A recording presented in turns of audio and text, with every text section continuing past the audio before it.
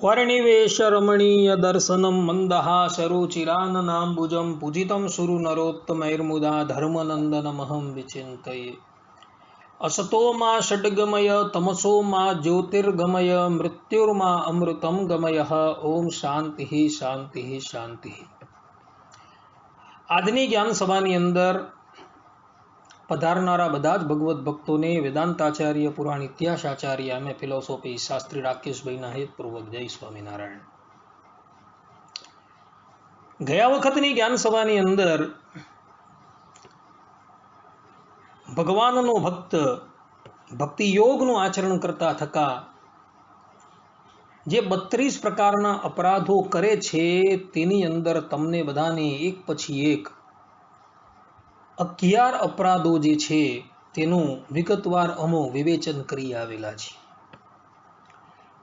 વેદાંત સૂત્રની ઉપર સર્વપ્રથમ ભાષ્ય લખનાર વૃત્તિકાર બોધાયનજી ભાષ્યની અંદર પોતે લખે છે, तब लब्धेर विवेक विमोक अभ्यास क्रिया कल्याण अनवसाद अनुद्धार बेभ्यः, अर्थात के ध्रुवा स्मृति राखवा माटे 7 प्रकारना साधनों शास्त्रोनी अंदर कह्या छे भक्तो। एमां एक छे विवेक, बीजो विमोक, त्रीजो अभ्यास, चौथी क्रिया, पांचमू कल्याण, छठ्ठू अनवसाद અને સાતમું છે એ અનુદ્ધર્ષ। ભગવાનના સ્વરૂપની અંદર તેલ ધારાવત અવિચ્છિન્ન વૃત્તિ રાખવી હોય તો આ 7 પ્રકારના સાધનો જે છે એ તમારે કરવા પડે। એમાં પ્રથમ જે છે એ વિવેક છે। વિવેક એટલે શું? તો જાતિ આશ્રય અને નિમિત્તથી નહીં દૂષિત એવા અન્નથી શરીરની શુદ્ધિ રાખવી તેને વિવેક કહેવાય। જાતિ એટલે જેના હાથનું અન્ન અને જલ આપણે ગ્રહણ ન કરી શકીએ તેના થકી આપણે અન્ન જલ ગ્રહણ ન કરવું। અર્થાત કે જે ધર્મભ્રષ્ટ વ્યક્તિ હોય એનું અન્ન જલ આપણે ક્યારેય પણ ગ્રહણ ન કરવું એને જાતિ દોષ કહેવામાં આવે છે। બીજો આવે છે આશ્રય દોષ। આશ્રય દોષ એટલે શું? તો આશ્રય એટલે કે જે અન્નની અંદર મધ્ય છે, માંસ છે, લસણ છે, ડુંગળી છે ઇત્યાદિક તામીસ વસ્તુ નાખવામાં આવેલી હોય એવા અન્નથી બચવું, એવું અન્ન ગ્રહણ ન કરવું, એને આશ્રય દોષ કહેવાય છે। અને નિમિત્ત દોષ શું? તો નિમિત્ત દોષ એટલે કે જે અન્નની અંદર કીટ છે, વાળ છે, કચરું છે, નાના નાના જીવજંતુ પડેલા હોય એવું અન્ન ભક્ષણ ન કરવું એને કહેવામાં આવે છે નિમિત્ત દોષ। તો આ 3 પ્રકારના અન્ન જે બતાવ્યા એનાથી બચવું તેને કહેવાય છે વિવેક। આ વસ્તુ ખાસ ધ્યાન રાખજો। કેટલાક સ્વચ્છંદી લોકો જે હોય છે તેને જ્યાં ત્યાં પેલા બકરાની જેમ ખાવાની બહુ ટેવ હોય છે ભક્તો। તે લોકોએ આ વિવેક નામનો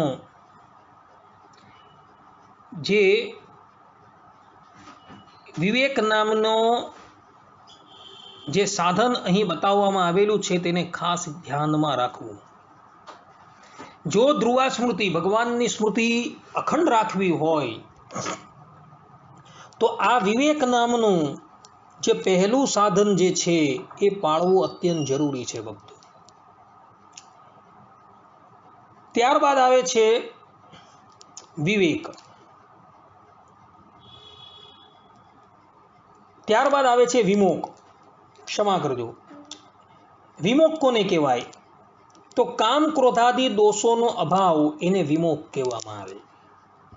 अर्थात के मननी अंदर काम छे, क्रोध छे, लोभ छे इत्यादि जे दोषो जे छे तेनो वेग जे छे ए आववा न देवो અને આવે તો એને દબાવી દેવું। અને જો તમે એને દબાવી દેવ તો તમારે વિમોક નામનું જે સાધન છે એ સિદ્ધ થાય. અને આ વિમોક નામનું સાધન જો તમને સિદ્ધ થાય તો તમને ધ્રુવા સ્મૃતિ અખંડ રહે. પહેલો આવે છે વિવેક અને બીજો આવે છે વિમોક. કામ ક્રોધાદિક જે છે તેને દબાવી રાખવા, અર્થાત કે એના સંકલ્પ જ ન થવા દેવા. ગમે એટલી વિપરીત પરિસ્થિતિ ઉત્પન્ન થાય છતાં પણ આ અંતશત્રુનો પોતાની ઉપર કોઈ પણ પ્રભાવ ન પડવા દેવો, તેને કહેવામાં આવે છે વિમોક. ત્રીજું આવે છે અભ્યાસ. અભ્યાસ એટલે શું? કે શુભાશ્રય એવી ભગવત મૂર્તિ એને વારંવાર ચિંતન કરતા રહેવી. અર્થાત કે ભગવત મૂર્તિનું, ભગવાનના લીલા ચરિત્રનું, શાસ્ત્રોની અંદર જે પણ કોઈક વાર્તાઓ આવેલી છે એનું વારંવાર મનન કરવું, ચિંતન કરવું, એને કહેવામાં આવે છે અભ્યાસ. આ ત્રીજું સાધન જે છે એને અભ્યાસ કહેવામાં આવે છે. ચોથું સાધન જે છે એ ક્રિયા છે. ક્રિયા એટલે શું? તો પંચ મહાયજ્ઞ જે છે તેનું અનુષ્ઠાન કરતા રહેવું. પંચ મહાયજ્ઞ કયા? તો દેવયજ્ઞ એટલે યજ્ઞની અંદર દેવતાઓના નામથી આહુતિઓ આપવી. ઋષિ યજ્ઞ એટલે ઋષિ મુનિઓએ જે શાસ્ત્રોનું પ્રણયન કરેલું છે તેનું અધ્યયન કરવું. ત્રીજું અતિથિ યજ્ઞ એટલે તમારા ઘરે જે પણ કોઈક અતિથિ આવે તેને અન્ન જલથી તૃપ્ત કરવો. ચતુર્થ જે છે એ પિતૃયજ્ઞ એટલે પિતૃઓ માટે જે શ્રાદ્ધાદિક ક્રિયાઓ કરવામાં આવે છે એ ભગવદ બુદ્ધિથી શ્રાદ્ધાદિક ક્રિયાઓ કરવી. અને પાંચમું છે ભૂત યજ્ઞ એટલે તમારે આશ્રિત જે પોષ્ય વર્ગ જે છે એનું તમારે પોષણ કરવું. આ પાંચ યજ્ઞ જે છે એ એની અંદર ભગવદ બુદ્ધિ, ભગવદ ભાવ લાવીને એનું પૂજન કરવું, એનું આચરણ કરવું, તેને કહેવામાં આવે છે ક્રિયા. છઠ્ઠું આવે છે અનવસાદ. પાંચમું આવે છે કલ્યાણ ભક્તો. તો કલ્યાણ એટલે શું? તો સત્ય, આર્જવ, દયા, દાન, અહિંસા, અનભિદ્યા, આ બધા જે છે, આ બધા ગુણો જે છે તેને કલ્યાણ કહે છે. અર્થાત કે જીવ પ્રાણી માત્રની ઉપર દયા રાખવી, યથાશક્તિ દાન કરવું, દરેકની અંદર ભગવત બુદ્ધિ લાવીને દરેકને પ્રણામ કરવા, ઇત્યાદિ જે ક્રિયાઓ કરવી. આ ઉપરાંત હંમેશા સત્ય બોલવું અને સત્ય પણ જે છે એ હિતકારી બોલવું, શીત ઉષ્ણ આદિ દ્વંદ્વોનું સહન કરવું.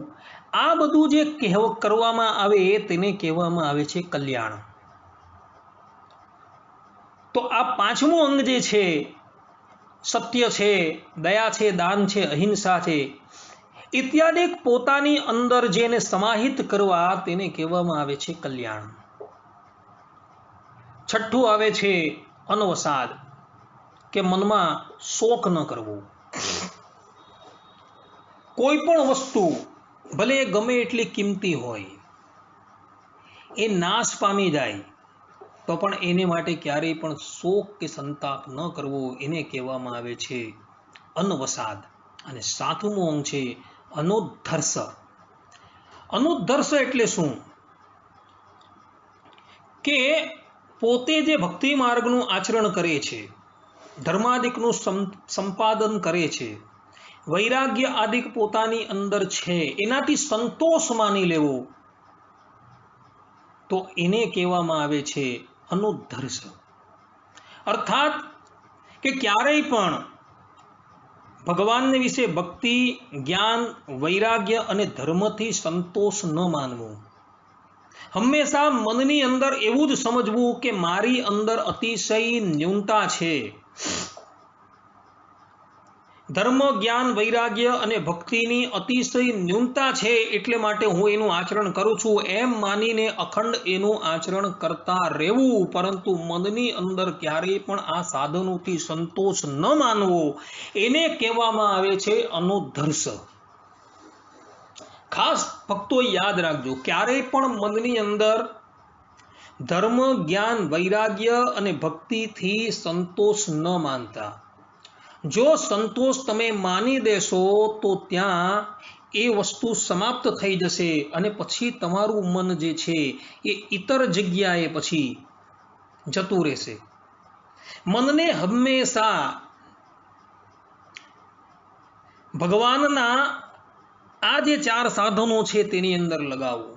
ધર્મ, જ્ઞાન, વૈરાગ્ય અને ભક્તિ, એ 4ની અંદર લગાવતા રહેવું અને એનાથી ક્યારેય પણ સંતોષ ન માનવો. તો આને કહેવામાં આવે છે અનુધર્ષ.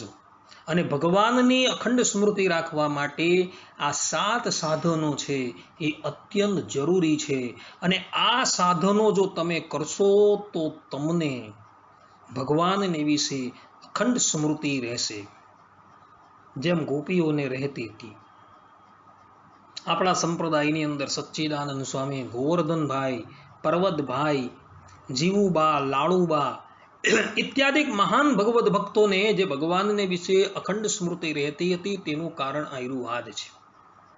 ગોપીઓ જે હતા એ પૂર્વજન્મની અંદર ઋષિમુનિઓ હતા અને એ બધા આ 7 સાધનોમાંથી પૂર્ણ રૂપે પસાર થઈને આવેલા હતા ને એટલે માટે એઓને ભગવાનને વિશે પ્રેમ લક્ષણા ભક્તિ હતી અને એમનું મન અખંડ ભગવાનની અંદર સ્થિર થઈ ગયું હતું. ગોપીઓ પૂર્વજન્મની અંદર ઋષિમુનિઓ હતી. એ કયા કયા ઋષિઓ હતા એનું વિસ્તૃત વર્ણન ગર્ગ સંહિતાની અંદર કરવામાં આવેલું છે ભક્તો. તો એ લોકો પ્રથમથી જ આ બધા સાધનોને કરી ચૂકેલી હતી, એટલે માટે તેઓનું મન તેલ ધારાવદ ભગવાનની અંદર સ્થિર થઈ ગયું હતું. પરંતુ આપણે બધાએ હજુ ભગવાનની અંદર મન સ્થિર કરવા માટે આ બધા સાધનો કરવા અત્યંત જરૂરી છે ભક્તો. માટે શાસ્ત્રોની અંદર જે પ્રમાણે આ વિવેક, વિમોક, અભ્યાસ, ક્રિયા, કલ્યાણ, અનવસાદ અને અનુધર્ષા 7 સાધનો જે વૃત્તિકાર બોધાયન ઋષિએ તથા ભગવત્પાદ રામાનુજાચાર્યજીએ બ્રહ્મસૂત્રની અંદર સાધન અધ્યાયની અંદર જે માન્ય કરેલા છે એ આપણે કરવા જ પડશે ભક્તો. જો એ ન કરીએ તો આપણે પણ એ ભગવાનની ફલાભક્તિની પ્રાપ્તિ ક્યારેય પણ ન થઈ શકે. આ 7 સાધનો તો છે જ, ઉપરાંત ભગવાનનો ભક્ત જે છે એ આ ભક્તિ યોગનું આચરણ કરતા જે 32 પ્રકારના અપરાધો કરે છે એ અપરાધોમાંથી પણ આપણે મુક્ત રહેવાનું છે. અને જો એ અપરાધોમાંથી આપણે મુક્ત રહીએ તો ભગવાનની કૃપા આપણા પર અવશ્ય થાય ને થાય. એટલે આ 7 સાધનોની સાથે ભગવાનના ભક્તએ 32 પ્રકારના અપરાધોથી પણ મુક્ત રહેવાનું છે.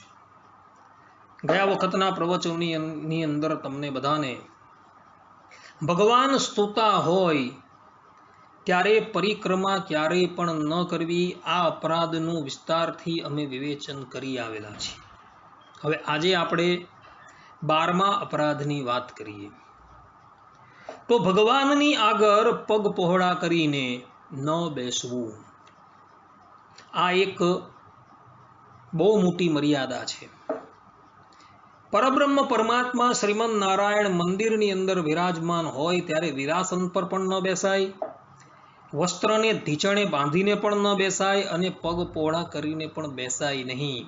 આગળના પ્રવચનોની અંદર તમને બૃહસ્પતિજીના જે શિષ્ય જે પેલા બ્રાહ્મણ હતા એનું આખ્યાન હું કહી ચૂકેલું છું. એ બ્રાહ્મણ જે છે એ પોતાના ગુરુ બૃહસ્પતિની પાસે પગ પહોળા કરીને બેઠેલો હતો, જેને લઈને એણે બૃહસ્પતિજીના શાપના ભાજી થવું પડેલું હતું. અને ગુરુએ એને શાપ આપી દીધો અને કહ્યું કે જા તું બળદ થઈ જા, આવી રીતના બળદની જેમ તું પગને પ્રસારીને બેઠો છે માટે તું બળદ થઈ જા. અને એ જ વ્યક્તિ જે છે બંગ દેશની અંદર બળદ થઈને અર્થાત કે બળદની યોનિની અંદર ગયો અને કંસના સંગથી એ અસુર થઈ ગયો જેનું નામ હતું અરિષ્ટાસુર. અને ભગવાન શ્રી કૃષ્ણએ આ અરિષ્ટાસુરને વ્રજની અંદર મારેલો હતો. એટલે ભગવાનની સન્મુખ કે ગુરુની સન્મુખ જો તમે પગ પહોળા કરીને બેસો તો એ શિષ્ટાચારથી વિરુદ્ધ છે ભક્તો. માટે ભગવાન બિરાજમાન હોય કે કોઈ મોટા સંત બિરાજમાન હોય કે આપણા કોઈ વડીલ બિરાજમાન હોય તેની સન્મુખ ક્યારેય પણ પગ લાંબા કરીને બેસવું નહીં. એ બહુ મોટો વિવેક છે ભક્તો. 13મો અપરાધ છે ભગવાનની સમીપે સૂઈ જવું. ભગવાન પરબ્રહ્મ પરમાત્મા શ્રીમન નારાયણ પોતે બિરાજમાન હોય અને એની સન્મુખ આપણે જો સૂઈ જઈએ તો આ પણ એક બહુ મોટો અશિષ્ટાચાર છે ભક્તો. તો આ અશિષ્ટાચારથી હંમેશા ભક્તો બચતા રહેજો. કારણ કે પરબ્રહ્મ પરમાત્માની સન્મુખ આવી રીતના જે સૂઈ જવું એને મહાપુરુષો જે છે એ બહુ મોટો અપરાધ માને છે ભક્તો. માટે આ અપરાધથી પણ ભક્તો બચજો. કેટલાક વ્યક્તિ જે હોય છે એ ઠાકોરજીની સન્મુખ બેઠેલા હોય ત્યારે એ લોકો નિદ્રાધીન થઈ જતા હોય છે. કેટલાક ભક્તો જે છે એ ભગવાનની કથા વાર્તા થતી હોય ત્યારે કથા સાંભળતા સાંભળતા વક્તાની સન્મુખ જ નિદ્રાધીન થઈ જતા હોય છે. પરંતુ ભક્તો આ અવિવેક છે.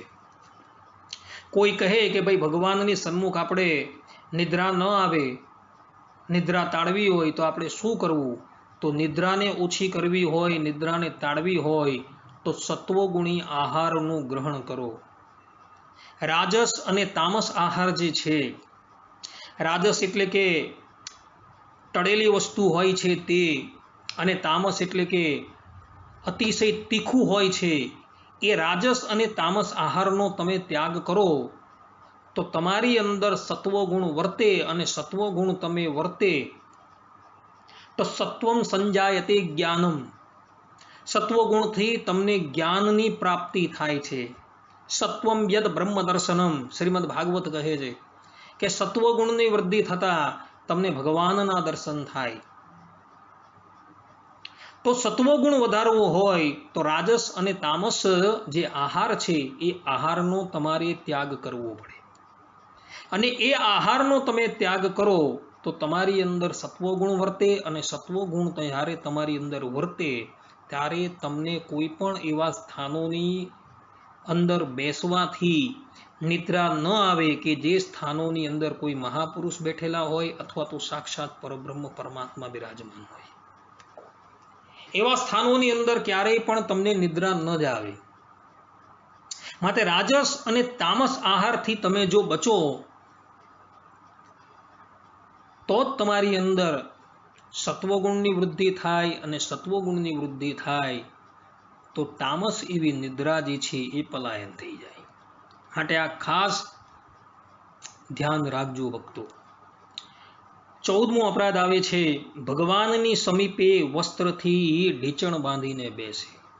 પરબ્રહ્મ પરમાત્મા અથવા તો મોટા પુરુષ બિરાજમાન હોય ત્યારે એની સન્મુખ કમરેથી એક વસ્ત્રને પ્રસરણ કરીને પોતાના 2 પગની ઉપર જે બાંધી દેવું તેને કહેવામાં આવે વસ્ત્રથી ઢીચણને બાંધેલું.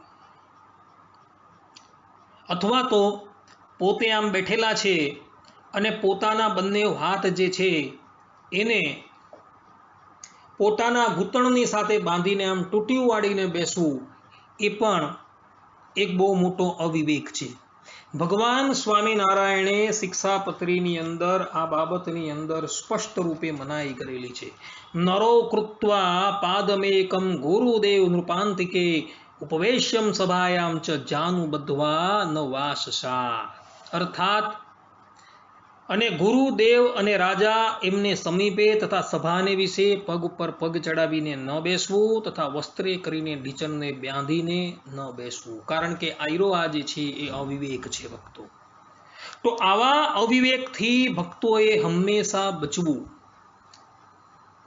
કારણ કે આ અવિવેક જે છે એ હંમેશા મોટા પુરુષના કુરાજીપાનું પરિણામ પછી બને છે. અર્થાત કે આ પ્રમાણેનો અવિવેક જે છે એ મોટા પુરુષોને પસંદ નથી, પરબ્રહ્મ પરમાત્માને પણ પસંદ નથી. આ પ્રમાણેનો અવિવેક કરનારા જે છે તે લોકોએ હંમેશા મોટા પુરુષ કે પરબ્રહ્મ પરમાત્માના ક્રોધના ભાજી બનવું પડે છે. માટે આ અવિવેકથી પણ ભક્તો હંમેશા બચજો. આ બધા જ અવિવેકો જે છે એ ભગવાનના માર્ગની અંદરથી તમને પાડનારા છે. અર્થાત કે જે ગતિએ તમે ભગવાનના માર્ગની તરફ ગતિ કરતા હો ત્યાં આ અવરોધરૂપ છે. આ બધા અપરાધો કરવાથી તમે ભક્તિ માર્ગની અંદર પાછા પડી જાઓ છો. જેવી રીતના તમને કાલે સાપ સીડીની રમતનું દ્રષ્ટાંત આપેલું તે પ્રમાણે આ બધા અપરાધો જે છે એ સાપ સીડીની રમતની અંદર આવતા સર્પ જેવા છે કે જે તમને સીધા ગળીને નીચે ઉતારી દે છે. માટે આ અપરાધોથી ભક્તો અવશ્ય બચજો. કયા કયા અપરાધ? કે ભગવાનની આગળ પગ પોળા કરીને બેસવું, ભગવાનની સમીપે સૂઈ જવું અને ભગવાનની સમીપે વસ્ત્રથી ઢીચણને બાંધીને બેસવું. આ અપરાધ જે છે એ અશિષ્ટાચાર રૂપ છે. માટે આ અશિષ્ટાચાર રૂપ અપરાધથી હંમેશા ભક્તો બચજો, જેથી ભગવાનની પ્રસન્નતા તમારા ઉપર થાય. આટલું કહીને આ પ્રવચનને અહીં વિરામ આપીએ છે. સર્વે સંતુ નિરામયઃ, સર્વે સુખિનો ભવંતુ, સર્વે ભદ્રાણી પશ્યંતુ, મા કશ્ચિત દુઃખ ભાગ ભવેત. અસ્તુ. જય સ્વામિનારાયણ. હવે પછીના પ્રવચનની અંદર આપણે અગાડી જે 32 અપરાધો જે છે તેમાંથી જે અપરાધો બાકી રહી ગયા છે તેની ચર્ચા કરશું. ત્યાં લગી બધા જ ભક્તોને હેતપૂર્વક